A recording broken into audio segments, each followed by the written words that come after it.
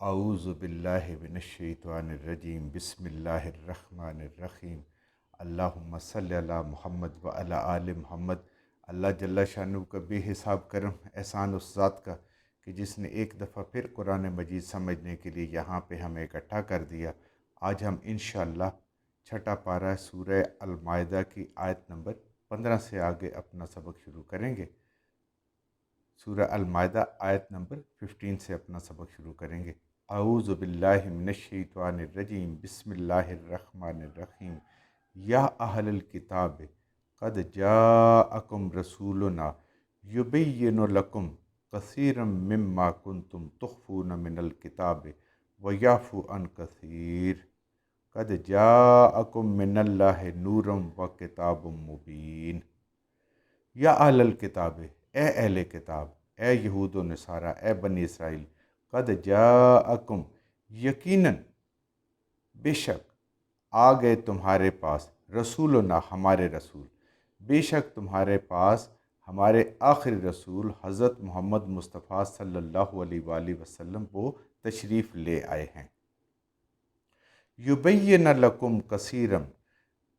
واضح بیان کرتے ہیں، کھول کھول کے بیان کرتے ہیں تمہارے لیے، کثیراً، بہت سی چیزیں، بہت سا حصہ، مما کنتم تخفون من الکتاب، جو تم نے کتاب سے چھپایا ہوا تھا۔ احکام شریعت جن کو انہوں نے تبدیل کیا تھا، نبی کریم صلی اللہ علیہ وآلہ وسلم کی مبارک آمد، قرآن کی آمد،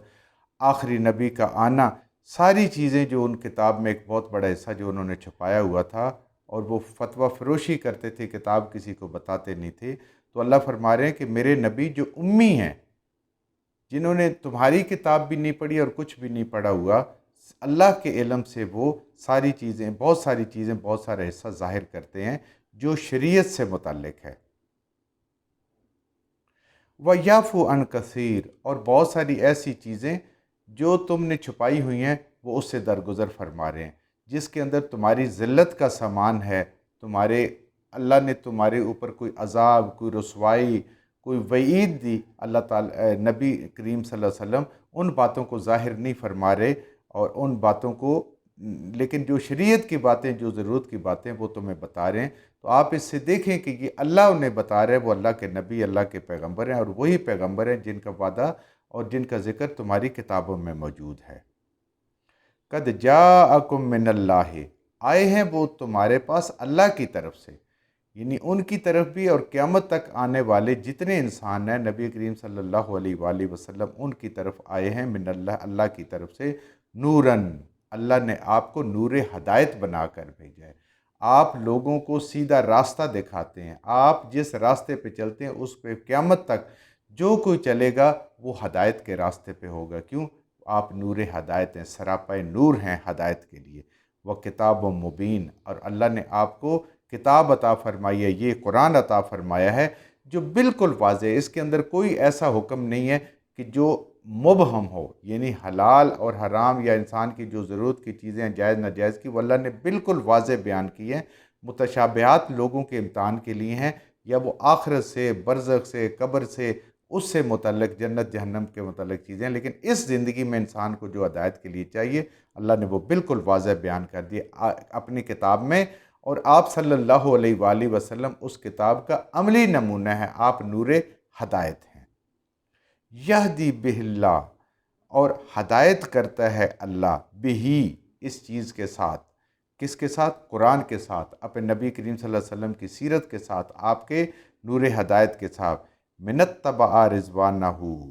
جو کوئی پیروی کرنا چاہے آپ کی خوشی سے، جو قرآن کی اور نبی کریم صلی اللہ علیہ وسلم کی پیروی خوشی سے کرنا چاہتا ہے، تو اللہ فرما رہے ہیں کہ اللہ اس کو ہدایت دے گا، سبل السلام میں، اور یہی سلامتی کا راستہ ہے، آخرت میں بھی سلامتی ہے اور اس دنیا میں بھی سلامتی کا یہی راستہ ہے کہ قرآن پہ چلا جائے، نبی کریم صلی اللہ علیہ وسلم کے راستے پہ چلا جائے، کیونکہ اللہ تعالیٰ نے آپ کے ہی اسوہ حسنہ کو نمونہ قرار دیا ہے، وہ رول ماڈل جس پہ چل کے انسان اس دنیا میں بھی کامیاب ہوتا ہے اور آخرت میں بھی کامیاب ہوئے، جیسے کہ آپ صلی اللہ علیہ وسلم اور آپ کے بعد صحابہ کرام، تبع تابعین، وہ کامیاب ہوئے۔ یہ سلطنت کتنی بڑی ہوگی، مسلمانوں کے پاس دولت کی، دنیا کی چیزوں کے انبار لگ گئے، مسلمانوں کی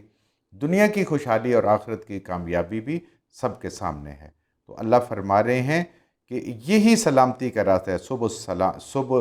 سبل السلام، یہ سلامتی کا راستہ ہے، قرآن کا راستہ، قرآن کو سمجھنا، اس پہ عمل کرنا، یہ سلامتی کا راستہ ہے، اور نبی کریم صلی اللہ علیہ وسلم کی سیرت کو پڑھنا، سمجھنا، اس پہ عمل کرنا، یہ سلامتی کا راستہ ہے۔ یخرجہم من الظلمات الی النور، اس راستے پہ چل کے قرآن کو سمجھ کے، نبی کریم صلی اللہ علیہ وسلم کی سیرت کو سمجھ کے، اللہ فرماتا ہے کہ تم نکل آؤ گے، اس کے ذریعے سے نکالتا ہے تمہیں وہ نبی بھی، اللہ بھی، من الظلمات، اندھیروں میں سے، جہالت میں سے۔ ظلمات دیکھیں ظلم کی جمع ہے،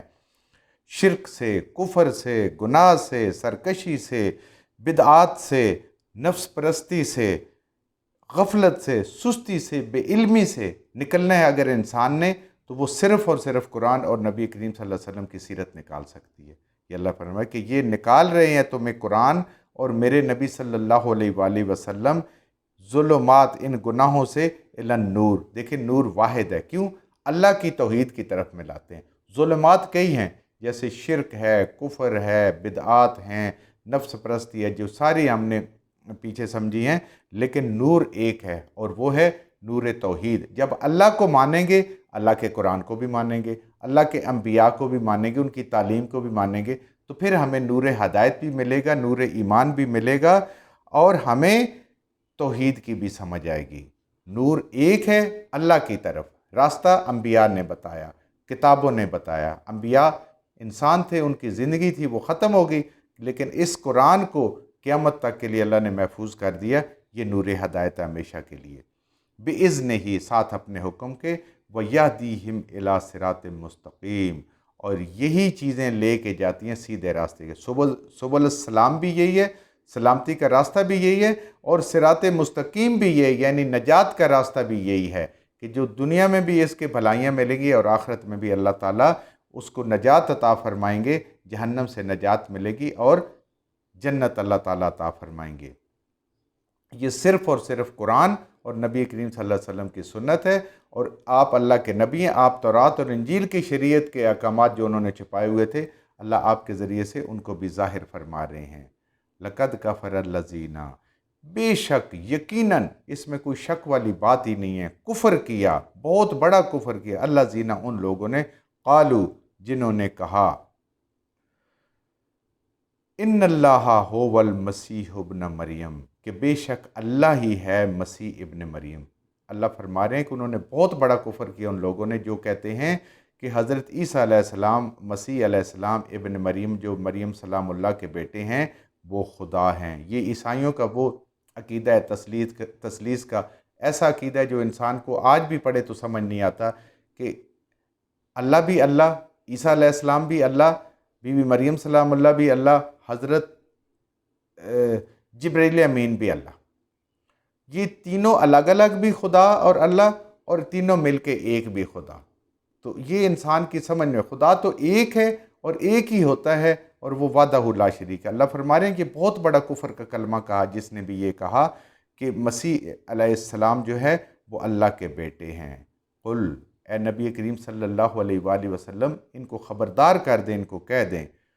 فَمَن يَمْلِكُ مِنَ اللَّهِ شَيْئًا، اللہ کے مقابلے میں کس کے پاس کوئی قدرت ہے؟ کون مالک ہے اللہ کے علاوہ کسی بھی چیز کا؟ اس کائنات کے اندر انسان اپنی ذات کا بھی مالک نہیں ہے۔ اگر مالک ہو ذات کا تو کوئی انسان مرنا نہیں چاہتا۔ اگر ذات کا مالک ہو تو دنیا میں کیسے آیا؟ کہ اپنی مرضی سے انسان آیا؟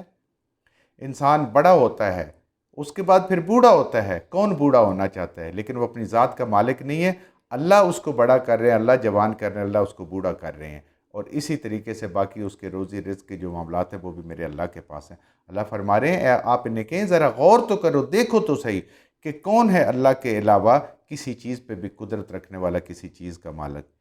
ان ارادہ، اگر ارادہ فرمائے میرا اللہ، یہلک المسیح ابن مریم، کہ اللہ ہلاک کریں حضرت مسیح علیہ السلام کو، یعنی کہ ان کو موت دیں، وَأُمُّهُ، اور ان کی والدہ کو، جن کو یہ خدا کہہ رہے ہیں، خدا تو وہ ہے جس کو موت نہیں آتی، حی القیوم،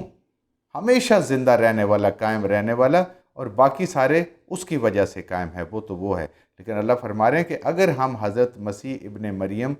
کو موت دیں یا امہ ان کی والدہ کو موت دیں، من فی الارض جمیع یا پوری کی پوری زمین کی جتنی مخلوق ہے، کائنات کی مخلوق ہے، ہم اگر اس کو موت دے دیں تو کون ہے بچانے والا؟ کوئی نہیں ہے۔ اور پھر اس کے دیکھیں حضرت مسیح علیہ السلام کی والدہ بی بی مریم سلام اللہ کو موت آئی اللہ کے حکم سے، جب ان کی وقت مقرر تھا، تو کیا مسیح علیہ السلام اس کو روک سکے؟ نہیں، کوئی نہیں روک سکتا۔ اور اسی طرح مسیح علیہ السلام کو بھی جب موت آ گئی، ابھی تو آسمان پہ اللہ نے ان کو اٹھا لیا، ہم نے قرآن میں پڑھا ہے، لیکن جب ان کو موت آئے گی کہ وہ اپنی موت کو بھی نہیں ٹال سکیں گے، وہ اس کو خوشی خوشی ایسے ہی قبول کریں گے جیسے باقی انبیاء۔ تو جس کو موت آتی ہے وہ اللہ نہیں ہو سکتا، وہ خدا نہیں ہو سکتا، وہ مخلوق ہو سکتا ہے۔ اگر اللہ پوری زمین میں جتنی مخلوق ہے مارنا چاہیں، اس کو ہلاک کرنا چاہیں، موت دینا چاہیں، کوئی ان کو روک نہیں سکتا، کیونکہ مالک بھی وہی ہیں، خالق بھی وہی ہیں، سب کچھ ان کے ہاتھ میں، اور بندوبست بھی ہر چیز کا مدبر بھی وہی ہے۔ وَلِلَّهِ مُلْكُ السَّمَاوَاتِ وَالْأَرْضِ وَمَا بَيْنَهُمَا۔ اللہ پھر اعلان فرما رہے ہیں کہ اللہ ہی مالک ہے، اللہ ہی بادشاہی ہے، اسی کی بادشاہی ہے آسمانوں میں اور زمین میں، وما بینہ، اور جو کچھ اس کے اندر ہے، یعنی پوری کائنات میں جو کچھ ہے اس کا مالک میرا رب ہے، ان کے اوپر تسلط میرے رب کا ہے، وہ میرے رب کے کنٹرول میں ہے، اور اللہ تعالیٰ ہی ان کا سارے بندوبست کر رہا ہے۔ یخلق ما یشاء، وہ جیسے چاہے پیدا کرے۔ حضرت عیسیٰ علیہ السلام کے والد نہیں ہے اور تم نے ان کو خدا بنا دیا، اللہ جیسے چاہیں مخلوق کو پیدا کریں۔ انسانوں میں دیکھیں، آدم علیہ السلام کے نہ والد ہے نہ والدہ، اللہ نے پیدا فرما دیا۔ اماں حوا کو حضرت آدم علیہ السلام کی دائیں پسلی سے پیدا فرما دیا۔ حضرت عیسیٰ علیہ السلام کو بغیر باپ کے پیدا فرما دیا۔ اور کتنی مخلوقات ہے جس کو ماں باپ سے پیدا کیا، اور کتنی ہی مخلوقات ایسی ہے ماں باپ ہیں لیکن ان کی کوئی اولاد نہیں ہے۔ اللہ جیسے چاہے پیدا کرے۔ اور باقی مخلوقات پہ بھی غور کریں، کسی کو اللہ نے کتنی ٹانگیں دی ہیں، کسی کو 2 ٹانگیں دی ہیں، کسی کو 4 دی ہیں، کسی کو کیسے بنایا ہے، کوئی رینگ کے چلتا ہے، کوئی 2 ٹانگوں پہ بھاگتا ہے، کوئی 4 پہ بھاگتا ہے، کوئی جنگل میں بھاگ رہا ہے، کوئی مچھلیوں کے جن کی کوئی ٹانگ ہی نہیں ہے، وہ دیکھیں کتنی تیزی سے اپنے سمندروں میں تیرتی ہیں اور سیر کرتی ہیں۔ میرا رب جو چاہے پیدا کرے، خالق وہی ہے، پوری کائنات کی ساری چیزیں اسی نے بنائی ہے، سورج چاند ستارے جو چیزیں، سب کا خالق میرا رب ہے، اور اللہ نے ان کو انسان کے خدمت کے لیے، کام کے لیے لگایا ہوا ہے۔ واللہ علی کل شیء قدیر، اللہ ہر چیز پہ قادر ہے۔ اللہ جو چاہیں کریں، جس کو چاہیں زندگی دیں، جس کو چاہیں موت دیں، جس کو چاہیں بخشیں، جس کو چاہیں عذاب دیں، اور جس پہ مہربان ہو جائیں، اپنا فضل کریں، اس کو دولت ایمان سے نواز دیں۔ یہ سب کچھ میرے رب کی اپنی مرضی ہے، اس کا دیا ہوا ہے۔ جتنا کچھ اس نے دیا ہوا ہے اس پہ انسان اگر شکر ادا کرے گا۔ اللہ کی ذات میں، صفات میں کوئی مخلوق شریک نہیں ہے، خواہ وہ نبی ہے، پیغمبر ہے، جتنا مرضی کوئی بڑا آدمی ہے، نیک آدمی ہے، اللہ کی ذات اور صفات میں کسی کو منسوب کرنا یہی شرک ہے، یہی شرک ہے۔ اللہ اپنے ذات میں مکمل ذات ہے، اور انسان، مخلوقات ساری اس کی محتاج ہیں، اللہ کسی کا محتاج نہیں۔ ہم جینے میں، ہم مرنے میں، اس زندگی میں رہنے میں، اس دنیا میں جینے میں اور آخرت میں، سارے کے سارے اللہ کے محتاج ہیں، اور اللہ ایک ہے، باقی سب کی سب اس کی مخلوق ہے، اور اس کی ذات اور صفات میں کسی کو شریک کرنا اللہ کو سخت ناپسند ہے۔ اللہ تعالیٰ آگے سورہ الانعام میں ہم پڑھیں گے کہ پیچھے پڑھا ہے ہم نے کہ کوئی بھی ایسا گناہ نہیں ہے جو اللہ چاہیں تو معاف کر دے، مگر شرک معاف نہیں کریں گے۔ یہ اللہ نے اعلان کر دیا 2 دفعہ، شرک کو معاف نہیں کریں گے، اللہ اتنا ناپسند کرتے ہیں۔ تو اللہ تعالیٰ ہم سب کو اس سے محفوظ رکھے